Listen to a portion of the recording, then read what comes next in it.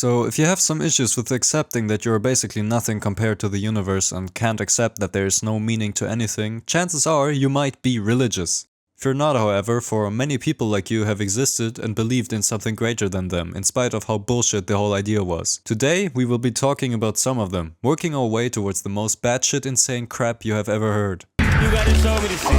Surrender, Jedi.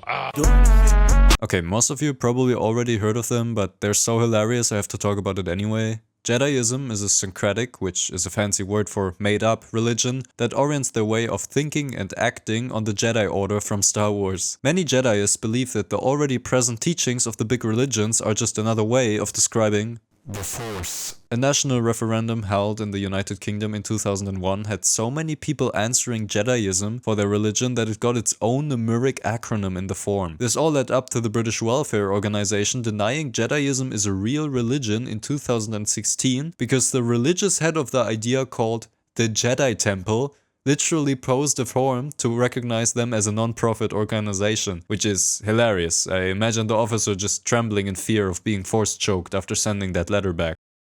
Is this the real leaf? Is this the cannabis? Rastafarianism, or Rastafari for short, was a religion founded in Jamaica in the 1930s. The main idea of Rastafari is that Haile Selassie, the former emperor of Ethiopia, is God. They also think that smoking weed is divine salvation, which sounds like what I would say too if I'd listened to reggae all day. But you know what is almost as good as weed?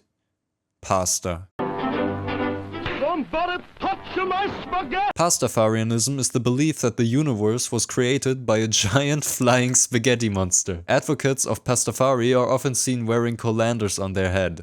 And I think I just found my religion. The Honohana Sanpogyo, also known as the Foot Reading Cult, was founded by His Holiness Hogen Fukunaga in the 80s. The religion is called this way because His Holiness claimed he could tell people's fortune by examining their feet. He also claimed that he was, quote, the reincarnation of Jesus Christ and the Buddha himself.